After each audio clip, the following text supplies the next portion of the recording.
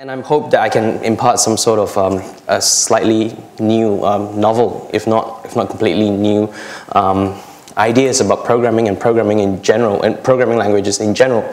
So, as a quick start, who here knows Chinese? Who can read Chinese? Cool, that's one guy. This is a code, this is a snippet of code I found online, written by this Taiwanese guy, Renyan Liu. It's written in Python 3. And around the time that I discovered this code, I was actually knee deep in writing a JavaScript engine. It's written in Go, it's not in Python. And this is how it looks like right now. There are a lot of components that are sort of broken in pieces. So anyway, because I was writing a JavaScript engine and it comes with a just-in-time compiler, I was actually reading quite a lot into like programming language design and stuff like that. So that's the general gist of the talk today. It's the concept around programming and what programming is about.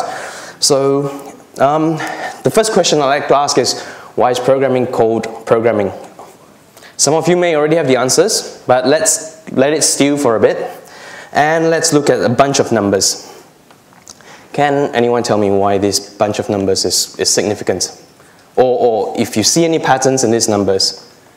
I don't think anyone would be able to see any patterns, but you might first notice that none of these numbers are actually larger than 255, which might indicate that this is a string of bytes, a list of bytes. So why not read it as a string?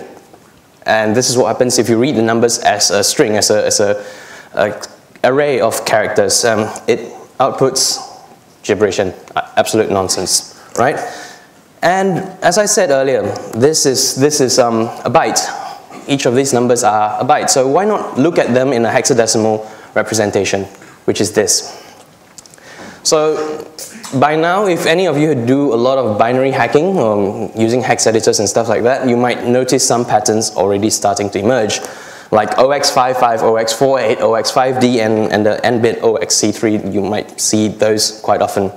And in fact, let me help you by rearranging them and labeling these bytes.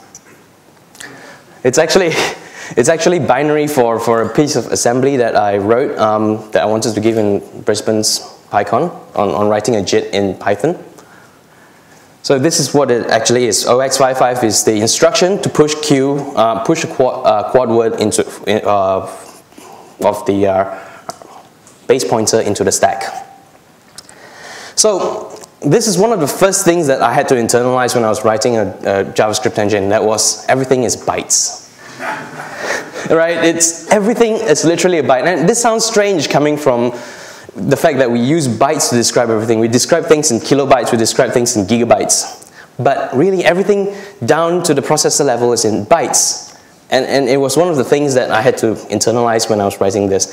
So if everything is bytes, then let's say there has to be a way to understand these bytes, give meaning to these bytes. OX55 can be the number 85, the integer for 85. It could be the instruction push QRBP. So if only there was a way to actually, determine what these bytes mean. Well, there is. We call them types. You didn't really think this talk was about philosophy, did you? So Python makes a lot of claims to types, right? Python is strongly typed, Python is dynamically typed, and Python has duck typing. And these are things that you can find on the website python.org. So what if I told you right now, that Python actually has static typing? Right, I'm not talking about the thing that Guido was talking about, the MyPy syntax. No, I'm not. Python actually has static typing, and I'll actually explain this in the next few slides. But first, let's start looking at duck typing. Duck typing, I think everyone knows. If it quacks like a duck, it's a duck. So here I define two classes, a duck class and a human being class. Both these classes have two methods, dies and quacks, which is a sad fact of life, So now we introduce a new character to this story, Dick Cheney. He likes to shoot things. All right? He likes to shoot ducks, and so he needs to shoot. Right, so Dick Cheney needs to shoot a duck. And, well, what he does is he takes the duck quacks, and the duck dies. I added some try excepts just in case that the duck does not quack. But you know him being Dick Cheney, he'll actually shoot that anyway. So that's duck typing. It accepts any types. If it quacks, if it dies, it's a duck. Now this is actually a pattern that is quite similar in statically typed languages. If you've done Java or C# or Go, you'll be familiar with the concept of interface, right? And interface is basically something, a fulfillment of contract of sorts. A class is said to implement an interface if it has those methods. If it has a method of quack that returns a string, if it has a dies method that does not return anything, then we can say that that class fulfills the duck interface. Of course, being in Java and C#, you actually have to tell the compiler that this class implements the duck interface. Right? So here is a bird class that implements duck and a human class that implements duck. This is the Java version or approximation of the Java version of Dick Cheney. You'll note that there is no try except in this because the Java compiler knows as a duck is being passed in, it already knows that this fulfills a duck type. Right? So pretty much this makes the difference between duck typing and interfaces is the fact that interfaces are statically known at compile time, whereas duck typing, well, the methods are being looked up at runtime and resolved at runtime. Of course, in Python, you've got stuff like caching and stuff like that. So now that we've identified this, it's a good time as any other to segue into the notion that Python has dynamic types. Before that, though, this is not static typing, right? People think that this is static typing, but because you have to declare the type before your signature or whatever, but it's not static typing. And in fact, if you look carefully and if you think that this is a static typing language, you can actually find a couple of errors. And there they are. The vector class, the method add returns a vector, but when it's actually called, it puts it into a variable that has a type of int. Now, you would say, if this were a statically compiled language, you would say, this is an error, I'm not going to compile it, you have to go fix your code. But this is not any known, any popular statically typed language. It's actually written in Dart. And this is a valid Dart program, right? So what that was is actually known as manifestly typed or explicitly typed, where you actually explicitly declare the types of your variable before they're actually run. So this is the major confusion with most people about what static typing is. You can have static typing without actually declaring types. Haskell does that. And Haskell does that very, very well. Okay? So right now we have this idea that static typing is something that a type that is known at compile time, and dynamic typing is a type that is known at runtime. I would say that this is not a very, very healthy or good way of thinking about things, right? See, every language, every computer language has two phases. They're subject to two phases, a static phase and a dynamic phase. The static phase is compiling the code, even if it's an interpreter. The interpreter has to interpret the line, that's the static phase, right? And the runtime phase, which is the execution of the code. Now, the types that are discovered or declared during the runtime has got nothing to do with the types that are declared at static time. I say nothing to do, but the idea is that you eventually want your runtime types to be the same as your static type. So instead of thinking about that, we can think about a program being correct as two-phase, programming languages as having two-phase, and what the static dynamic of a program is, and what the static semantic of a program is, and what the dynamic semantic is. So the static semantics means if you look at a bunch of code, a piece of code, can you tell what the program is doing just by reading it, not running it? That's what static semantics mean. What's the meaning of the program before you even run it? And then dynamic semantics are basically how the program is run. Now, this is done into two sets. There are basically two camps of people who think of dynamics as two kinds of things. One, you've got the concrete people who think that programs should be thought of, the dynamics of a program should be thought of as being run on a concrete layer, meaning how does the program run as, in assembly. Then there's the other group of people who think that, okay, you should think of dynamics as reducing them down to lambda functions and lambda calculus. These are the two camps of people. I'm not going to comment on that. But types, strictly speaking, in the academic world is that types really only exist for static semantics. When you consider the dynamics of a program or a programming language, there is no such concept as types. And what we call types in dynamic languages, what the academics call tags, right? And what's important to note is that static type checking is a form of static analysis. There are many, many kinds of static analysis. And the reason why this is important is because if I give you this program, can you tell me which inputs will cause this program to run forever? The answers are 0. I saw someone shaking their head, but that's because he knows about the undecidability of the Halting problem. The thing is, given this program and all the possible inputs in the world, it is not possible to decide whether this program can stop or not.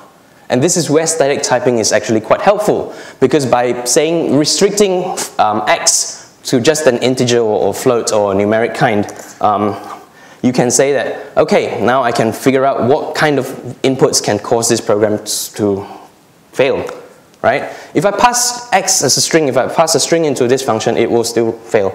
But by restricting it to only numeric types, I can say, okay, only 0 will fail, right? So this helps us reason about a program and what it does when we write them. So this is again a good point to segue into another topic of types. What are x and y? I here have two functions, one's written in JavaScript and one's written in Python. So what can x and y be? Anyone? Strings. Strings, numbers, lists, objects. Sure, why not? Let me tell you this, x and y can be anything in both Python and JavaScript, right? In JavaScript, you can pass x and y into objects into x and y, and what JavaScript would do is basically concatenate them as object, object, object, object. That's what it creates. And if you put two strings into Python, you'll actually concatenate the strings. You'll note that there is a star here. Not all type combinations will work. A lot of them will fail. But the point is, and in the function definition bit, the add, can I do this? Okay, cool. In the add bit, x and y can be of any type that is considered to be a Python type. And this gives rise to the notion that if this can be a string, this can be an integer, this can be a float, there should be a type that encompasses all these types, and we call them the unitype, right? And the unitype is actually a concrete implementation of CPython at least. It's actually implemented as the PyObject. Every single value in Python, CPython, is a PyObject. And now let's take a point of a static compiler, a Python compiler, bytecode compiler. Now you're in the static phase, you're reading a bunch of code, and then you say you need to do some basic analysis, and then you need to check what the types are. So x and y are PyObject types, and you know that the function definition will only take x and y types. Therefore, if x and y are PyObject types, and the things that you pass in are PyObject types, guess what? It passes a static check. And it is from this point of view that Python actually has static typing. Like, you may call me Obi-Wan Kenobi now. So static typing, it's very important to talk about static typing in the terms of how you analyze the statics of a program, right? You cannot say that this has static typing. It really means nothing. You cannot say that this has dynamic typing, because dynamic types means, you know, nothing. They're not exactly the same thing. So let's move on to the next topic, which is strong typing. What the hell is strong typing? There are two general ideas of what strong typing is, and basically the first idea is how much of your type system can be subverted. Can you read a float as an integer, which in C you can, right? Which is why most people call C a weakly typed language. The other definition of strong or weak typing is how restrictive your type systems is with regards to type coercion, implicit coercion. So we'll start by the simple one first, which is implicit coercion. This is JavaScript. If you add a number to a string, JavaScript will basically convert the number into a string, and there you go, you've got one hello world. Yeah, it's a weakly typed language, so this won't work in Python. You get a type error. So Python is really strongly typed, right? Consider this. X is 1, type is integer. Y is 2, and the type is a float. But yet, when you add them together, it actually returns a float. They're not of the same type, but yet it works, right? So from this point of view, you cannot say that Python is a strongly typed language, or you can say strongly typed with certain exceptions that make sense. What about subverting the type system? Here I define two classes, a human class and a duck class. Then I create two ducks, Howard and Donald, right? Then I decide to change Donald into a human so that Donald can kill Howard. Oh, guess what? Howard got shot. So you might say, okay, fine, that's with classes, but what about built-ins? Built-ins can also be subverted by using ctypes and dot pointer and ctypes.cast. I had an example in here, but I couldn't run it because it's on a Mac, but I ran it at home, where I could cast an integer into a float, and all sorts of fun stuff happens, right? So, in conclusion, strong typing is not a very good thing to talk about. It makes no sense, all right? There is no consensus on what strong typing is. There's no consensus on what weak typing is. So let's not talk about Python as having strong typed or strongly typed. And there's also another commonly used term, which is type safety, okay? Type safety is another feature of another synonym for strong typing, but in reality, there is a technical definition of type safety. Well, technical definition of type safety is we have two phases. We've got the static phase, what you mean when you look at the program, and what happens when it runs. That's the dynamic phase.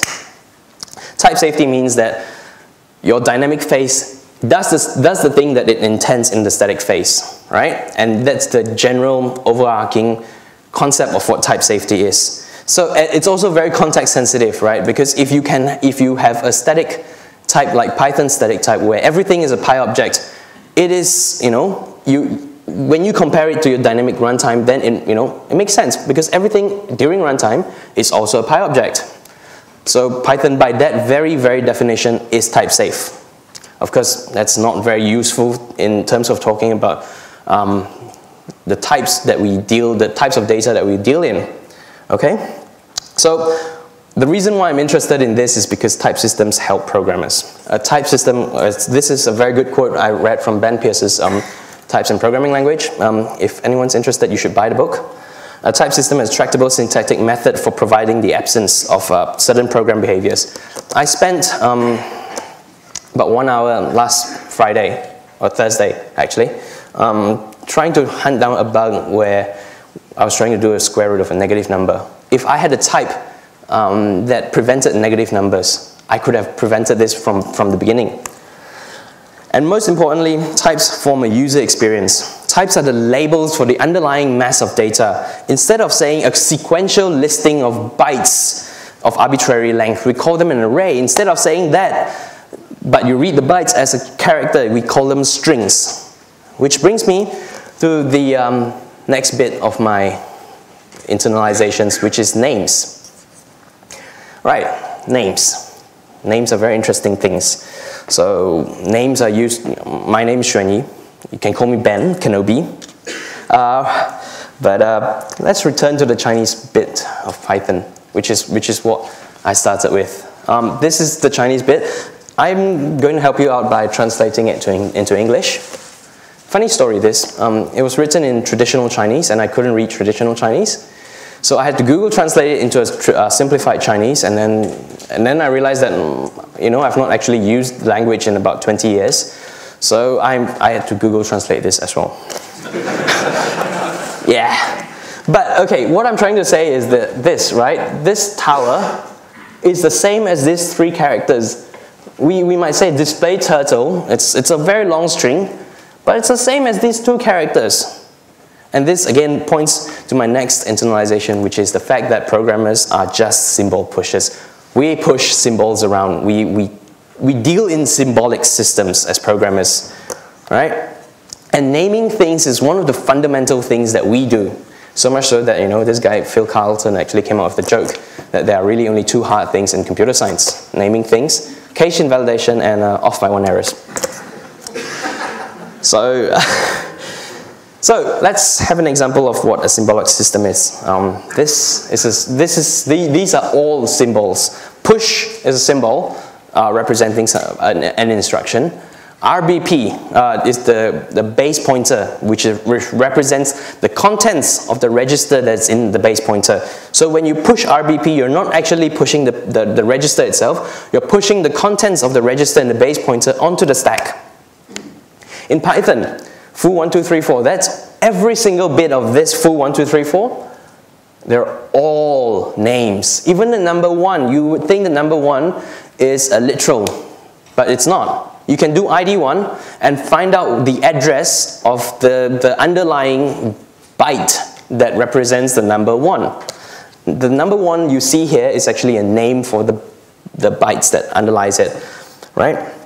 So in symbolic system, there is a spectrum. You've got the spectrum where there's no symbols, nearly no symbols at all, like bank star. Or you can be like Ken Iverson and you realize that programmers are essentially dealing with symbolic systems and go all out crazy with all the symbols, which makes your program very, very terse, but it's not really readable, right? So again, why am I so interested in names? Because names, they give meaning, right? They give meaning to you. It represents you. It gives meaning to programs. It is able to take. It is only through names, through the availability of names, that I can take this function, represent it as statically as an abstract syntax tree, and then it is through names that I can compile it into some form where I can represent the runnings, represent how it's being run. This is the static single assignment form of a program. Basically, it's a representation of the dynamics of that function I did. So with this, you can actually easily reason about your program. It is only with names that we have a user experience to talk about. I mean, you don't want to be writing code in bank star, right? So, bringing me to my next point, user experience. So the user experience is the major reason why I write Python every day.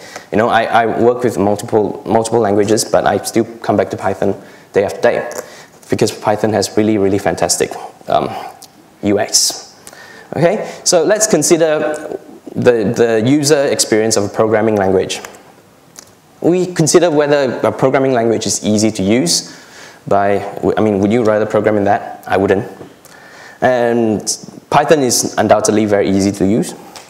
We also consider surprise factor. There is a principle called the principle of least astonishment, which says that things should be as unsurprising as possible. Fortran has optionally explicit type declarations, and this was written in 1955, I should point out.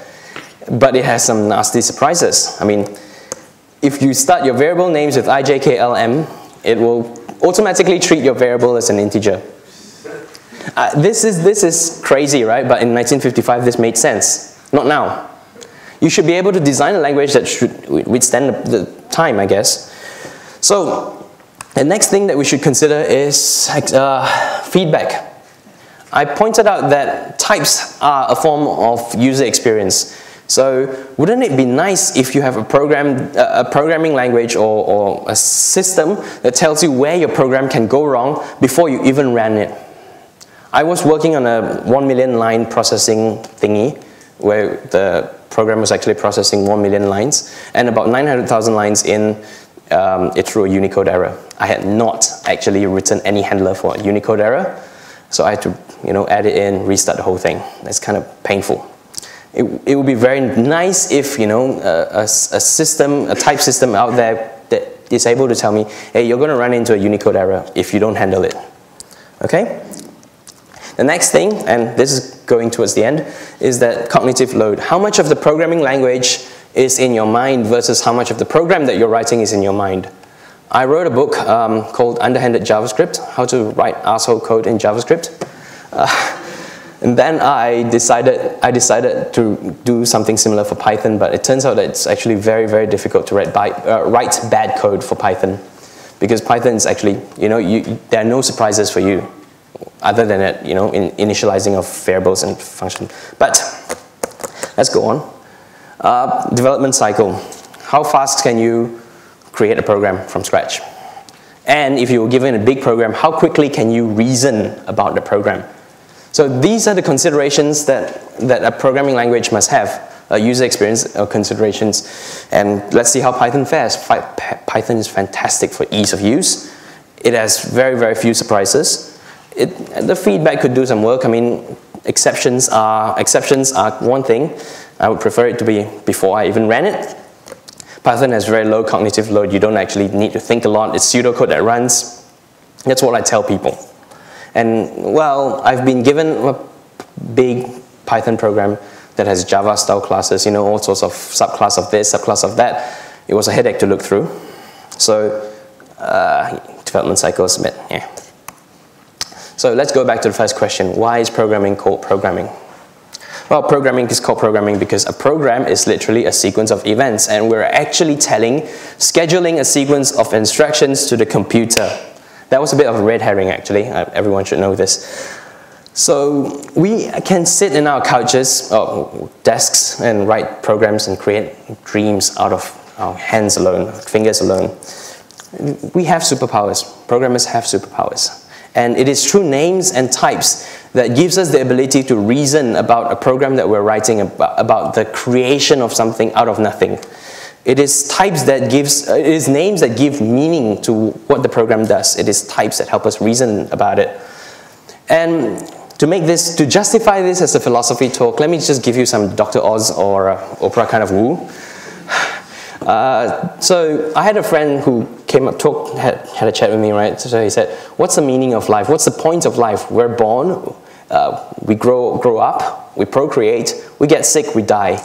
There's inherently no meaning except to, procreate and, procreate. So I asked him. So I pointed this out, the fact that bytes on their own have no meaning. It is us that give meaning to bytes. It is us that tells us that 0x55 should be a push queue to the push the base pointer onto the stack. So that's it. Thank you. Please follow me on Twitter.